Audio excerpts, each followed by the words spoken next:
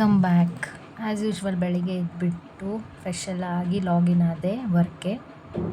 And ಆಮೇಲೆ ನನ್ನ view ಈ ಥರ ಇತ್ತು. ಬೆಳಿಗ್ಗೆ 5 ಅಲ್ವಾ, ಸೊ ಈ ಥರ ಇತ್ತು, ಫುಲ್ ಕತ್ಲಾಯಿತ್ತು. ಆ್ಯಂಡ್ ಅದು ತುಂಬ ಪೀಸ್ ಟೈಮ್ ಅನಿಸುತ್ತೆ. ಆಮೇಲೆ ಹೊರಗೆ ಬಂದೆ. ಅದಾದಮೇಲೆ ಮುಂದಿನ ಮನೆ ಲೈಕ್ ಅವ್ರ ಟೆರಸಲ್ಲಿ ಲವ್ ಬರ್ಡ್ಸ್ ಹಾಕಿದ್ರು, ಸೊ ಅದನ್ನು ಕ್ಯಾಪ್ಚರ್ ಮಾಡೋಣ ಅಂತ ಮಾಡ್ತಾಯಿದ್ದೆ. ಆ್ಯಂಡ್ ಎಲ್ಲರದು ಬೆಳಿಗ್ಗೆದು ಇದು ಒಂಥರ ರೂಟೀನ್, ಎಲ್ಲ ಮನೆ ಹೆಣ್ಮಕ್ಳದು ಪ್ರಾಬಬ್ಲಿ ಹೆಣ್ಮಕ್ಳದೇ ದೇಸಿ ಅಲಾರಾಮ್. ಇಂಡಿಯನ್ಸ್ಗೆಲ್ಲ ಇದಂತೂ ದೇಸಿ ಅಲಾರಾಮ್. ಲೈಕ್ ಅದು ಬಂದ್ರೆ ಓಕೆ ಬೆಳಕಾಯಿತು ಅನ್ನೋ ಫೀಲಿಂಗ್. ಅದ್ರ ಮುಂದೆ ಯಾವ ಅಲಾರಾಮ್ ಬೇಡ, ಎಷ್ಟು ಹೊಯ್ಕೊಂಡ್ರು. ಕೆಲವೊಬ್ಬರು ಅಲಾರಾಮ್ ಲೈಕ್ ಎದ್ದಾಳಲ್ಲ, ಅದೇ ಈ ಸಾಂಗ್ ಬಂದ ತಕ್ಷಣ ಇರಿಟೇಷನ್ಗೋ ಏನೋ ಅಲರ್ಟ್ಗೋ ಎದ್ಬಿಡ್ತಾರೆ.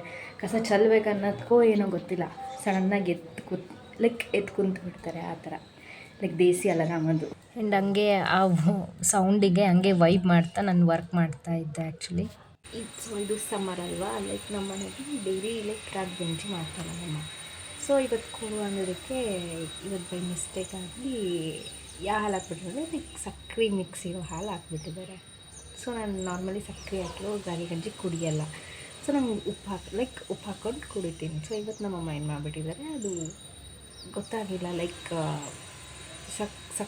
ಹಾಲು ಸಕ್ಕರೆ ಇದ್ದಿದ್ದ ಹಾಲಲ್ಲಿ ಹಾಕಿಬಿಟ್ಟಾರೆ. ಸೊ ಇವತ್ತು ರಾಗಿ ಗಂಜಿ ಕುಡಿಯೋಕ್ಕಾಗಲ್ಲ. ಲೈಕ್ ಹೇಳ್ದೆ ಅಲ್ಲ, ನಮ್ಮಮ್ಮ ಸಕ್ಕರೆ ಹಾಕ್ಕೊಂಡು ಬಂದುಬಿಟ್ಟಿದ್ರು ಅಂತ. ಸೊ ಅದು ವಾಪಸ್ ತೊಗೊಂಡೋಗಿ ಮತ್ತೆ ನಾನು ಕುಡಿಯೋದು ಲೈಕ್ ಉಪ್ಪು ಹಾಕ್ಕೊಂಡು ತೊಗೊಂಡು ಬಂದು ನಾನು ಲ್ಯಾಪ್ಟಾಪ್ ಇಟ್ಕೊಂಡೆ.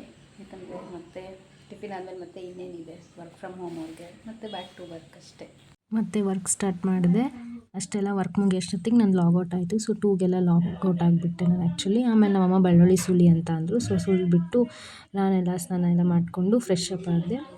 ಸೊ ದೇವ್ರದ್ದು ಕುಂಕುಮ ಹಚ್ಕೊತಾ ಇದ್ದೆ. ಅದಾದಮೇಲೆ ನಮ್ಮ ಅಕ್ಕ ಬಾವ ಆ್ಯಕ್ಚುಲಿ ಊರಿಂದ ಬಂದರು. ಸೊ ನಮ್ಮ ತಮ್ಮ ಕರೆದ್ಬಿಟ್ಟು ಬ್ಯಾಗ್ಸ್ ಎಲ್ಲ ತೊಗೊಂಡೋಗು, ಅವ್ರನ್ನ ಪಿಕ್ ಮಾಡೋಕ್ಕೆ ಹೋಗಬೇಕು ಅಂತಂದ. ಸೊ ಬ್ಯಾಗ್ಸ್ ಎಲ್ಲ ಇಟ್ಬಿಟ್ಟು ನಾನು ತಲೆ ಎಲ್ಲ ಒರೆಸ್ಕೊತಿದ್ದೆ, ಬಿಕಾಸ್ ನಾನು ಮತ್ತೆ ವರ್ಕಿಗೆ ಹೋಗಬೇಕಿತ್ತಲ್ಲ. ಸೊ ಹಾಗಾಗಿ ಆ್ಯಂಡ್ ಇಲ್ಲಿ ಕೋತಿಗಳು ಬಂದುಬಿಟ್ಟಿದ್ವು. ಇತ್ತೀಚೆಗೇನೋ ತುಂಬ ಕೋತಿಗಳು ಬರ್ತಾವೆ. ಅವಾಗ ಬರೀ ಸ್ಯಾಟರ್ಡೆ ಬಂದರೆ ನಮ್ಮ ಮನೆ ಹತ್ರ, ಇವಾಗಂತೂ ಡೈಲಿ ಬರ್ತಾಯಿದ್ದಾವೆ.